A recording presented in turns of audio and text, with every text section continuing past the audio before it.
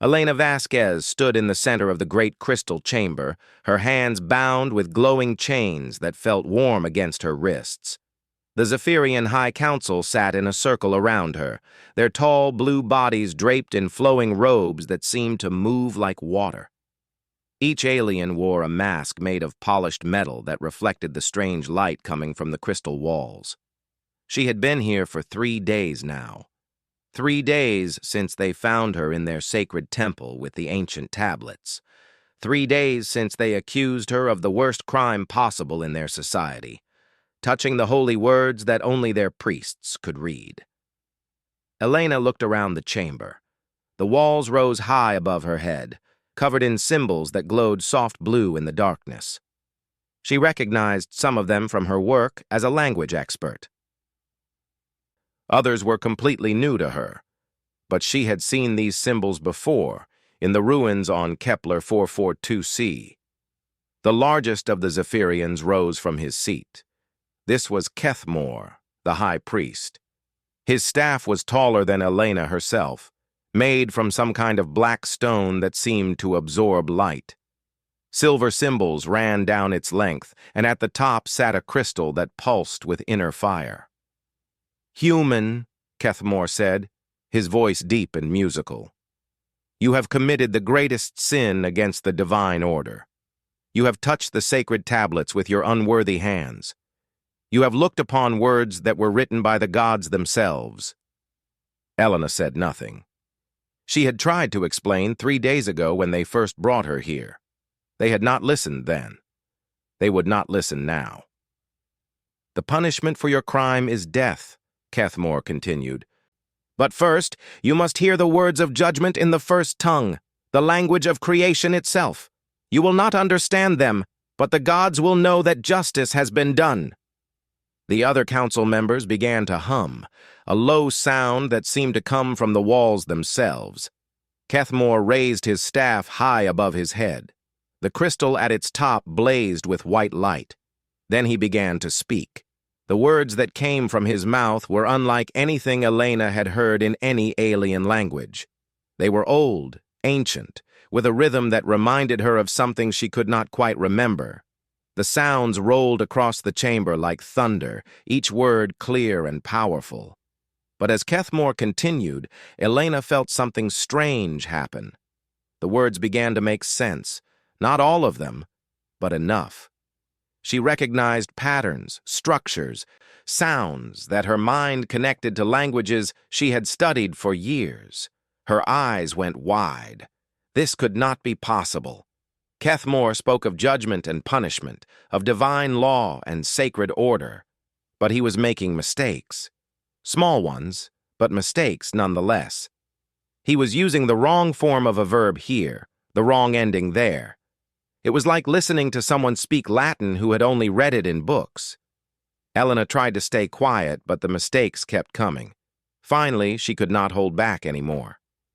"You are speaking it wrong," she said. The humming stopped. Every face in the chamber turned toward her. Kethmor froze with his staff still raised. "What did you say?" he whispered. Elena took a deep breath. Then she spoke in the same language Kethmor had been using, but with the correct forms, the proper pronunciation. "I said you are speaking it wrong. The verb form should be thekai, not theko, and the blessing you just spoke, you said it backward. It should be Malteth Kira Netham Taylor, not Malteth Taylor Netham Kira. The way you said it. You are asking the gods to curse us, not bless us." The chamber was completely silent. Elena could hear her own heart beating.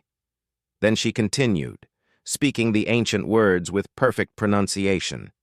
She completed the ritual that Kethmor had started, but she spoke it correctly, with the right rhythm and the proper forms. The words seemed to flow from her mouth like water from a spring. She spoke of justice and truth, of seeking wisdom rather than revenge. She spoke of the need to understand before passing judgment. The ancient language felt natural on her tongue, as if she had spoken it all her life. When she finished, the silence stretched on and on. Kethmor's staff fell from his hands. The black stone hit the crystal floor with a sound like breaking glass. The high priest staggered backward, his mask sliding from his face to reveal features twisted with shock and confusion. "Impossible," he whispered. And Elena understood this word too, though he spoke it in his own language. The other council members began to speak all at once, their voices rising in fear and amazement. Elena caught fragments of their words. They were asking how she could know the first tongue. They were wondering if she was some kind of divine messenger. Some thought she must be a demon sent to trick them. But Kethmore was staring at Elena with eyes that seemed to see right through her. His blue skin had gone pale, and his hands were shaking. "How?" he asked, switching back to the common language they used for trading between species. "How do you know the first tongue?" "It is the language of the gods. Only the highest priests learn even a few words. I have studied it for 50 years, and you speak it like a native speaker," Elena finished for him. "Yes, I know." She looked around the chamber at all the shocked faces watching her. These people had built their entire religion around this language. They believed it was given to them by gods. They had no idea what it really was. "I know where this language comes from," Elena said quietly. "And you are not going to like the answer." Kethmore bent down slowly and picked up his staff with trembling hands. When he looked at Elena again, she saw something new in his eyes. It was not anger or fear, it was curiosity. "Tell me," he said. Elena smiled sadly. "It is going to change everything you believe about your people and your gods. Are you sure you want to know?" Kethmore was quiet for a long moment. Around them, the other council members waited. The crystal walls seemed to pulse with anticipation. Finally, the high priest nodded. "Yes," he said. "I want to know the truth." 3 months earlier, Elena had been standing in a very different place. Instead of a crystal chamber, she was surrounded by red dirt and broken stones under the pale light of 2 small suns. The planet Kepler 442c was hot and dry, with air that tasted like metal and dust. Her team had been digging here for 6 weeks, following signals from their deep scanners. The machines had found something buried under the ground, something old and artificial. Elena hoped it would be just another set of ruins from some long-dead civilization. She had studied dozens of them across the galaxy. She was wrong. "Dr. Vasquez!" called Marcus Chen, one of her graduate students. He was kneeling by a hole they had dug that morning, his brush moving carefully across something dark in the dirt. "You need to see this!" Elena walked over, wiping sweat from her forehead. The heat on this planet never seemed to get easier. She knelt down next to Marcus and looked into the hole. What she saw made her forget all about the heat. It was a tablet made of some kind of black stone, about the size of a dinner plate. Symbols covered its surface in neat rows, carved deep into the rock. But these were not like any alien writing Elena had ever seen. The shapes, the way they were arranged, the mathematical precision of the spacing, it all reminded her of something. "It looks almost like," she started to say, then stopped. It was too crazy to even think. "Like what?" Marcus asked. Elena shook her head.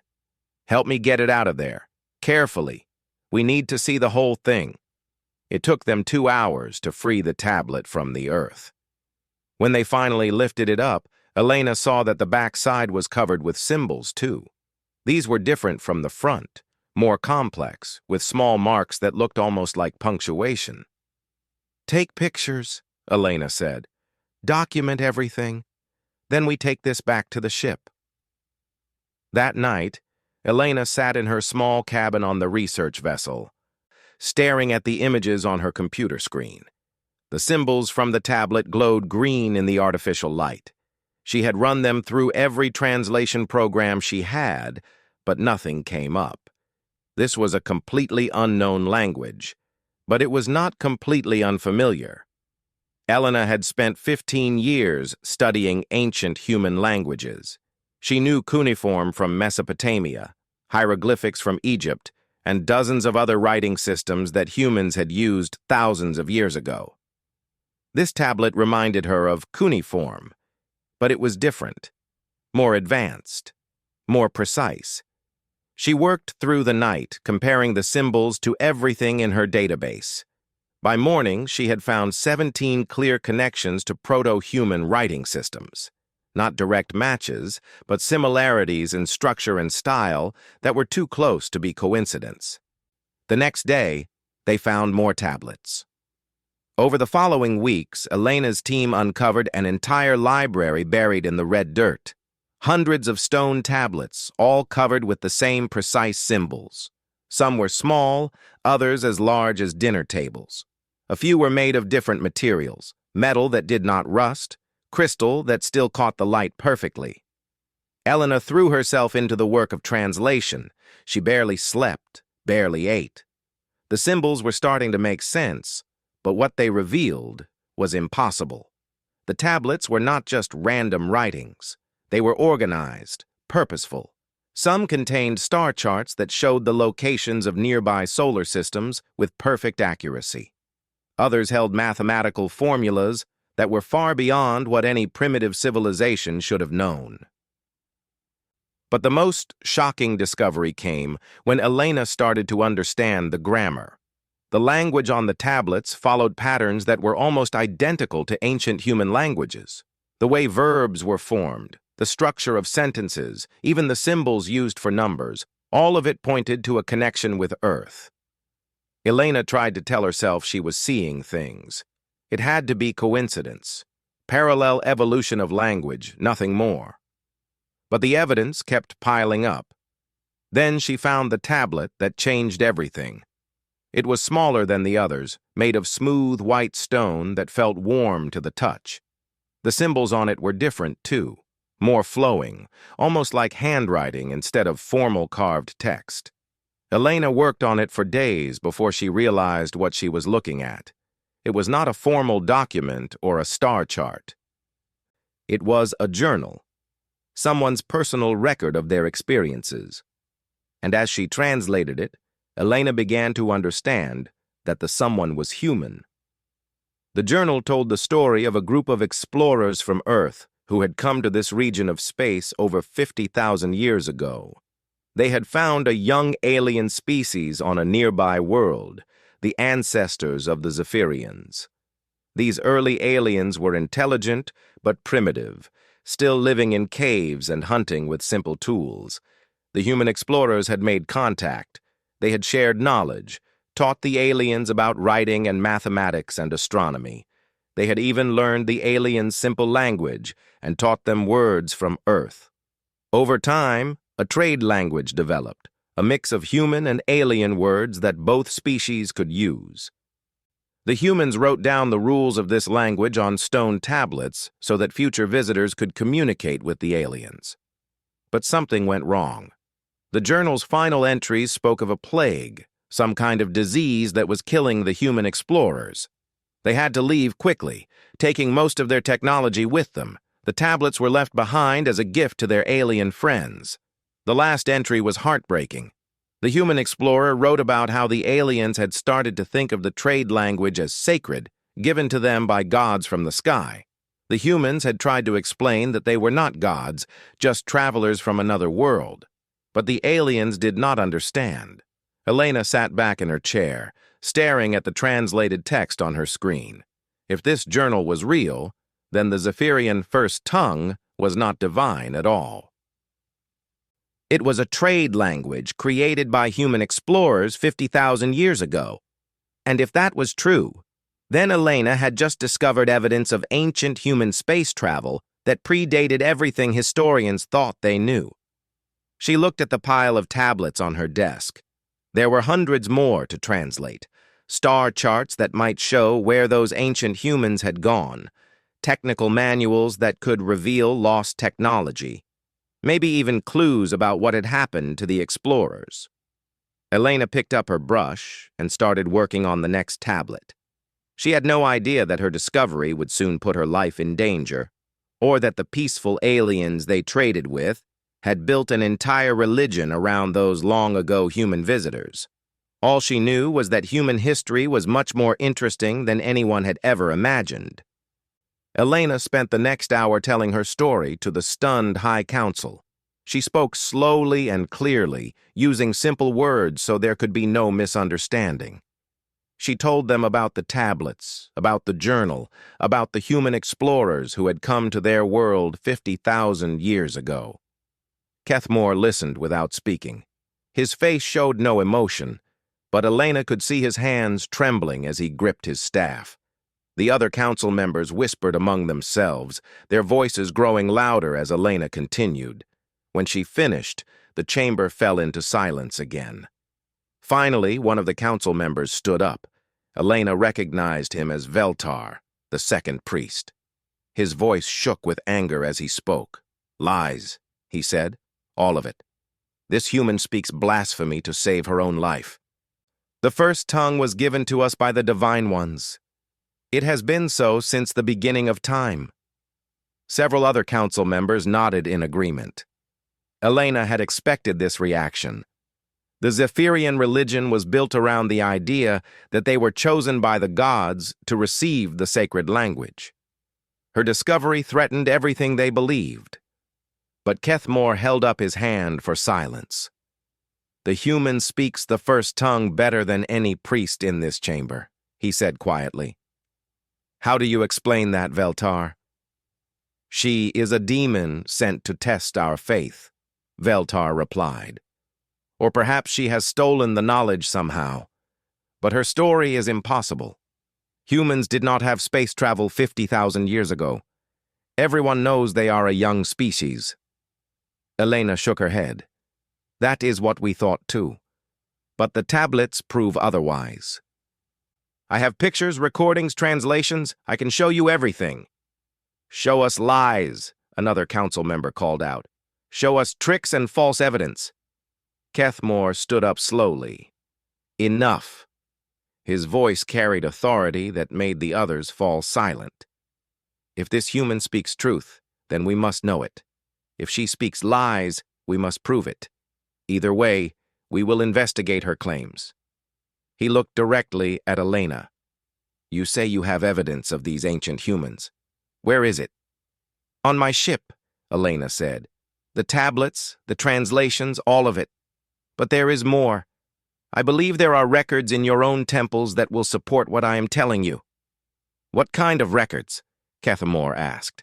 Elena thought carefully before answering. She had to be careful here. "Your holy books speak of the time when the gods first gave you the first tongue. They describe the divine messengers who came from the sky. But what if those were not gods? What if they were the human explorers I found evidence of?" The reaction was immediate. Half the council jumped to their feet, shouting in outrage. Veltar pointed an accusing finger at Elena. "She mocks our most sacred beliefs. This is beyond blasphemy." But Kethmore was thinking. Elena could see it in his eyes. He was a scholar as well as a priest, and scholars had to follow evidence wherever it led. "The ancient texts do describe the divine messengers," he said slowly. "They say the gods came in silver ships that blazed across the sky. They taught us writing and numbers and the movements of the stars." "Yes," Elena said. "Just like human explorers would do when meeting a primitive species. They would share knowledge and try to establish communication. But the texts also say the divine ones were tall and beautiful with skin like starlight," Veltar protested. "Not like humans at all." Elena smiled sadly. To people who had never seen visitors from another world, anyone with advanced technology would seem divine, and descriptions change over thousands of years of retelling. Stories grow. Details get added or changed. It happens with all oral histories. Kethmore was quiet for a long moment. Then he made a decision that shocked everyone in the chamber. "I will examine this evidence myself," he said. "If the human speaks truth, we must know it. If she speaks lies, I will expose them." "High Priest," Veltar said urgently. You cannot seriously consider— I can and I will, Kethmore cut him off. Our faith should not fear the truth. If our beliefs are correct, then no evidence can shake them. If they are not— he paused— then we deserve to know. The next day, Kethmore came to Elena's ship along with 2 other priests. Elena led them to her small laboratory, where she had spread out photographs of the tablets and pages of her translations. Kethmore studied everything in silence. He could read the ancient language better than Elena had expected, and she watched his face change as he worked through her evidence. "This journal," he said finally, pointing to the translation of the white stone tablet. "The author describes our ancestors, the way they lived, the way they spoke. These details, they match our oldest historical records exactly." Elena nodded. The human explorer was writing down what he saw. He had no reason to lie in his personal journal. But here, Kethmore pointed to another section. He mentions teaching your people the blessing words and the ritual forms. These are exact phrases from our most sacred ceremonies. Which makes sense if those ceremonies came from the humans, Elena said gently. One of the other priests, a younger male named Doreen, spoke up. "High Priest, there is something else. The star charts in these tablets, they show the location of our homeworld perfectly, but they also show the location of Earth. The distances are correct. The stellar positions match our modern astronomical data." Kethmore looked at the star charts for a long time. 50,000 years ago, our people barely understood fire. How would they know the exact positions of distant stars? Elena said nothing. She could see him working through the logic, following the evidence to its inevitable conclusion. Finally, Kethmore set down the papers and looked at Elena. "If this is true, and I am beginning to believe it is, then everything we have believed about our history is wrong." "Not wrong," Elena said carefully. "Just incomplete. Your people did receive knowledge from visitors from the sky. They did learn a new language that expanded their understanding. But those visitors were not gods. They were explorers from Earth. Explorers who left when disease struck their expedition," Doreen added, reading from the journal translation. "Just like the ancient texts say the divine ones disappeared suddenly." Kethmore stood up and walked to the ship's small window, looking out at the stars. "Do you understand what this means?" he asked quietly. "Our entire religion is based on the idea that we are the chosen people, that the gods selected us alone to receive their sacred language." Elena joined him at the window. "But you were chosen. The human explorers chose to share their knowledge with your ancestors instead of exploiting them or ignoring them. They chose to create a common language so both species could communicate. That shows how special your people were, even 50,000 years ago." "It also means," Kethmore said slowly, "that humans and Zephyrians have been connected for much longer than either species remembered. We are not strangers meeting for the first time. We are old friends who forgot each other." Elena felt a chill as she realized the full implications of the discovery. If humans had been exploring this region of space 50,000 years ago, then human history was far more complex than anyone had imagined. There might be other worlds where ancient humans had left their mark, other species they had contacted. "High Priest," she said quietly, "this changes things for my people too. We thought we were new to space travel. But if these tablets are right, humans have been explorers for much longer than we ever dreamed." Kethmore turned away from the window. "We must return to the temple. I need to study our oldest records again, knowing what I know now. If the truth is what you say it is, then my people deserve to hear it." "Even if it destroys their faith?" Elena asked. Kethmore picked up his staff and headed for the door. "Faith that cannot survive truth was never real faith to begin with," he said. "And besides, this truth is more wonderful than any lie. It means we were never alone. It means the universe is full of friends we just have not remembered yet. As they left the ship together, Elena wondered if the rest of the Zephyrian High Council would see it that way. Something told her that the hardest part of this journey was just beginning. The news spread through the Zephyrian capital like wildfire. Within hours of Kethmore's return from Elena's ship, every temple on the planet was buzzing with whispered conversations. By the next morning, the streets were filled with protesters. Elena watched from her detention cell as crowds gathered outside the Grand Temple. Some carried signs demanding her immediate execution. Others held banners calling for truth and investigation. The two groups faced each other across the wide stone plaza, their voices rising in anger. Kethmore came to see her just before sunset. His usually perfect robes were wrinkled, and Elena could see exhaustion in his eyes. "It is worse than I expected," he said, settling into the chair across from her. "The Grand Hierarch has declared your findings to be absolute heresy. He has forbidden anyone from discussing them or examining your evidence." Elena nodded. She had met the Grand Hierarch briefly during her trial.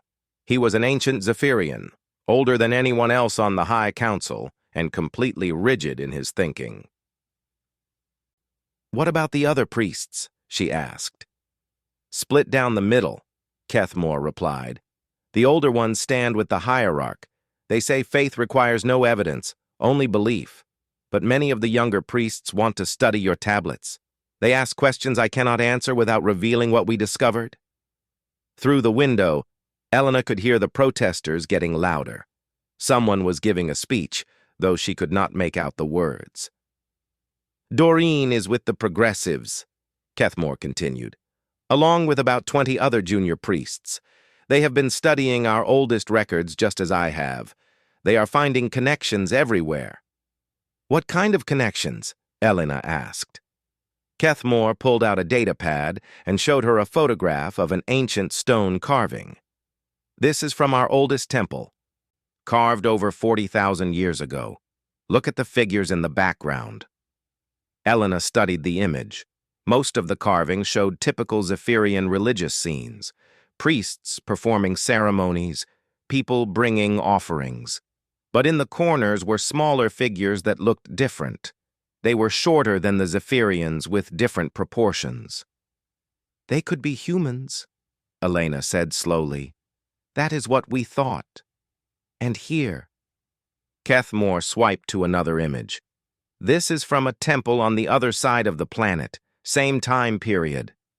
This carving showed what appeared to be a ceremony. Tall Zephyrian figures knelt before shorter ones who seemed to be teaching them something. The shorter figures held objects that could have been books or tablets." "There are dozens of these carvings," Kethmore said. "We always assumed the smaller figures were stylized representations of ancient Zephyrians. But now you think they might be accurate depictions of humans," Elena finished. "It gets more interesting. Doreen found genetic records in our medical archives. Very old ones, from when our scientists first mapped Zephyrian DNA. There are sequences that do not match anything else in our evolutionary chain, foreign genetic material that somehow got into our bloodline thousands of generations ago." Elena's eyes widened. "Interbreeding?" "Perhaps. Or medical intervention by the human explorers. Your people might have tried to help ours fight diseases or genetic defects. The records are too old and incomplete to be certain." Outside, the shouting was getting louder. Elena could now make out individual words. One group was chanting "Death to the blasphemer," while another responded with "Truth above tradition." Kethmore looked worried. "The situation is becoming dangerous.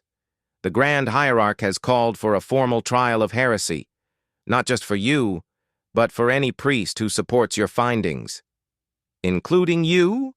Elena asked. "Especially me. I am the one who examined your evidence, the one who spoke publicly about its validity."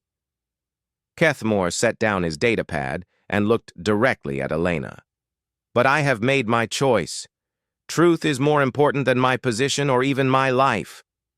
Before Elena could respond, the door to her cell burst open. 3 temple guards rushed in, their weapons drawn.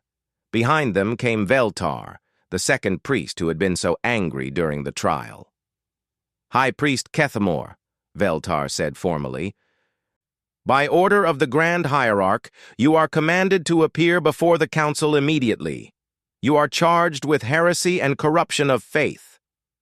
Kethamor stood slowly, his dignity intact despite the circumstances. "I will come willingly," he said. Then he looked at Elena. "Remember what I told you about truth being more important than tradition. Some of us still believe that." As they led Kethamor away, Elena heard new sounds from outside. These were not protesters anymore.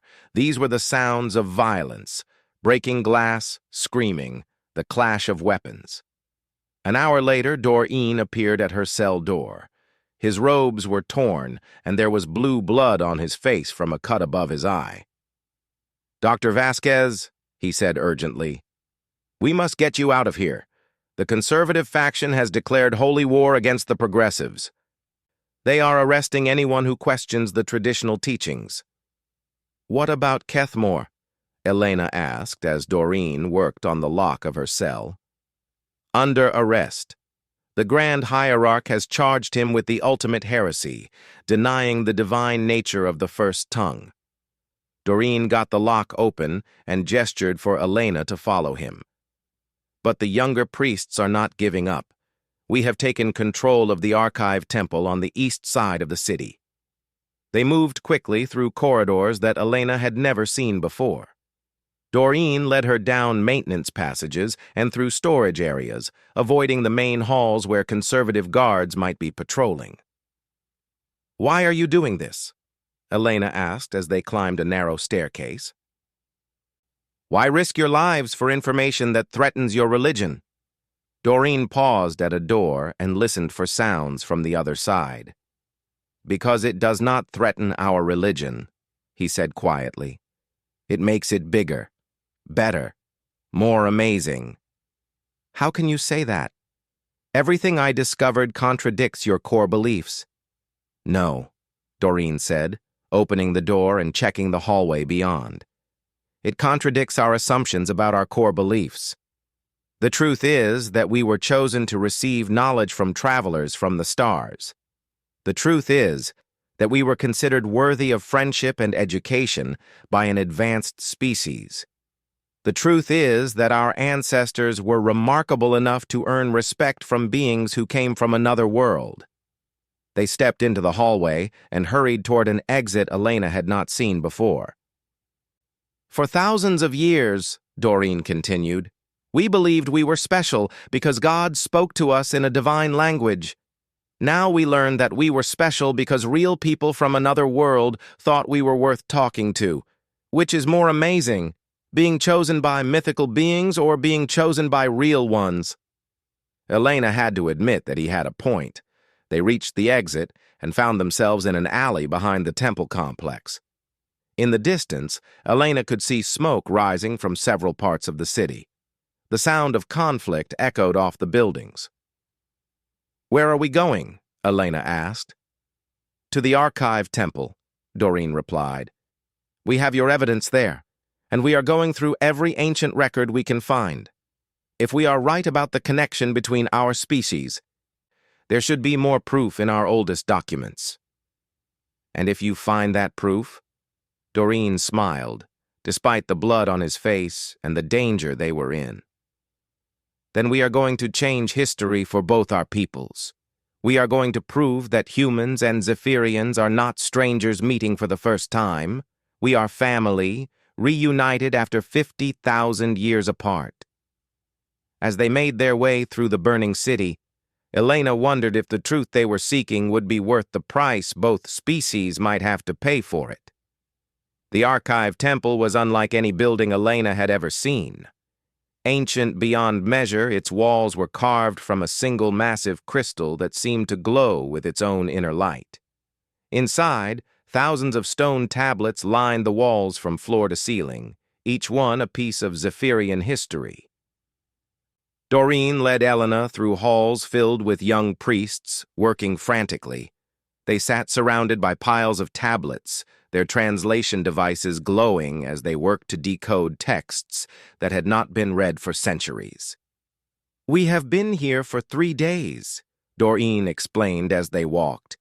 "Ever since the violence began, the progressive faction has taken refuge here while we search for additional evidence." They entered a central chamber where Elena saw familiar faces.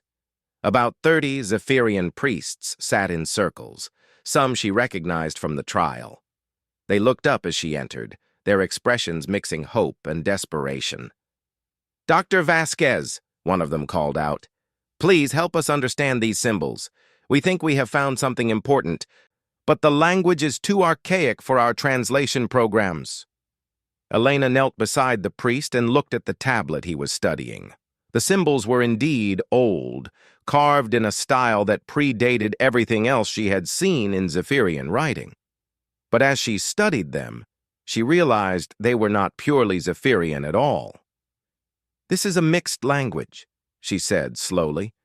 "Part ancient Zephyrian, part something else.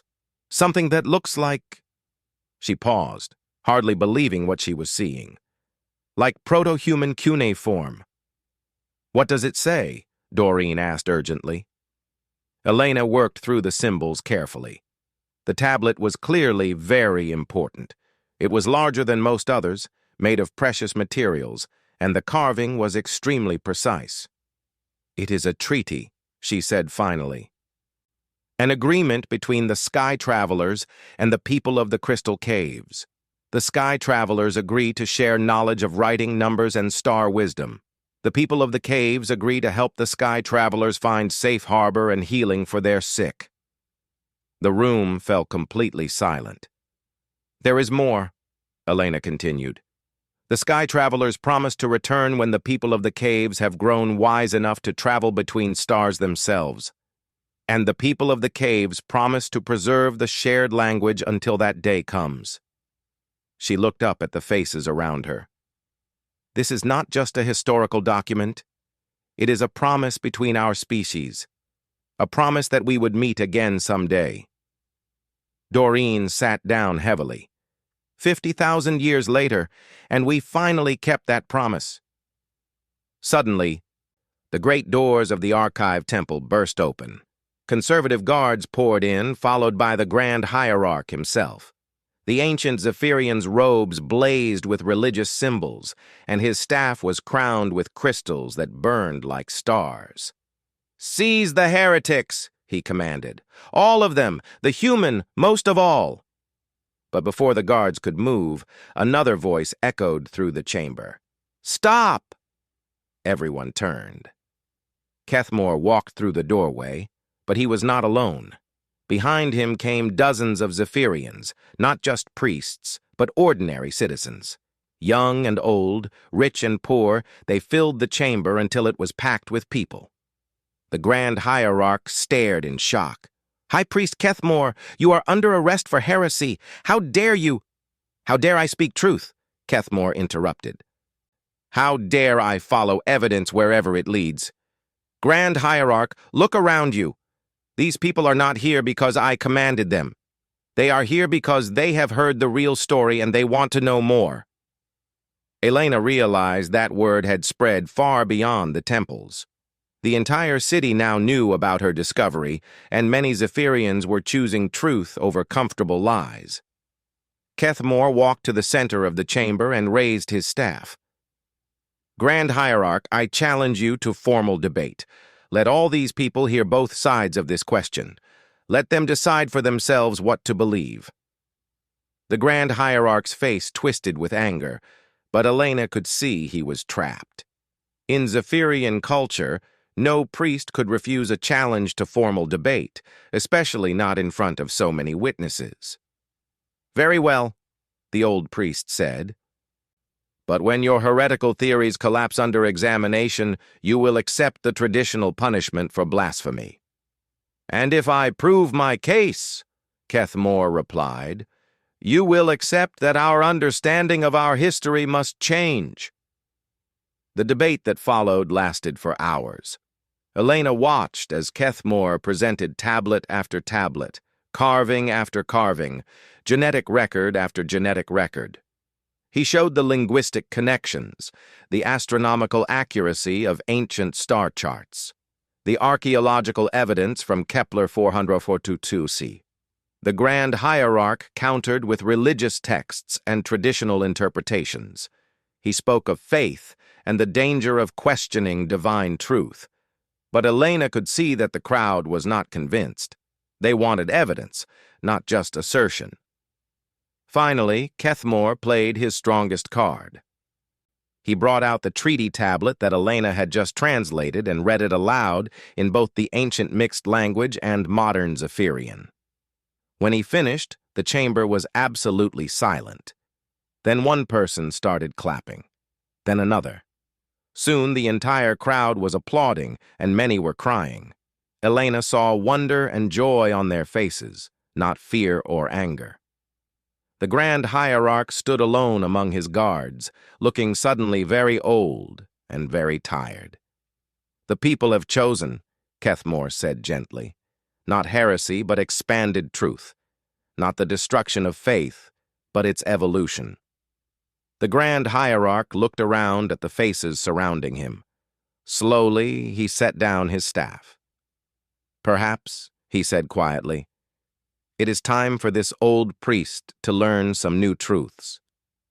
6 months later, Elena stood before the Zephyrian assembly, not as a prisoner this time, but as an honored guest. The ceremony was being broadcast across the galaxy, watched by billions of humans and Zephyrians alike. Kethmore, now elevated to Grand Hierarch after the Old One's peaceful retirement, stepped forward with a crystal tablet in his hands. The symbols carved into it glowed with soft blue light. "Dr. Elena Vasquez," he said formally, "in recognition of your discovery of the ancient bond between our peoples, and in fulfillment of the promise made 50,000 years ago, I grant you the title of Bridge Speaker. You are the first non-Zephyrian to hold religious rank in our society, and the first human to be recognized as a keeper of the sacred languages." Elena accepted the tablet, feeling its warmth in her hands. Around the assembly hall, humans and Zephyrians sat together, no longer strangers but rediscovered family. "The ancient treaty has been fulfilled," she said, speaking in the mixed language that both species could now understand. "The sky travelers and the people of the crystal caves meet again, but this time both our peoples can travel between the stars." The applause was thunderous. Later, at the celebration, Elena found herself talking with a group of young Zephyrians who were planning to study on Earth. They wanted to learn about human archaeology, to search for more evidence of the ancient connection between their species. "Dr. Vasquez," one of them asked, "do you think we will find other worlds where our ancestors met?" Elena smiled as she looked up at the stars through the great crystal dome above them. "I think the galaxy is full of friends we just have not remembered yet, and I think our real adventure is just beginning." Kethmore joined them, carrying 2 cups of the traditional celebration drink. He handed one to Elena. "A toast," he said, "to the truth that sets us free and to the bonds that distance cannot break." They drank together as the stars wheeled overhead, ancient lights that had witnessed the first meeting of humans and Zephyrians and now shone down on their reunion. Tomorrow, joint exploration fleets would begin searching for other traces of humanity's forgotten past among the stars. But tonight, 2 old friends celebrated finding each other again after 50,000 years of separation. The galaxy suddenly seemed much smaller and much more welcoming than either species had ever dared to hope.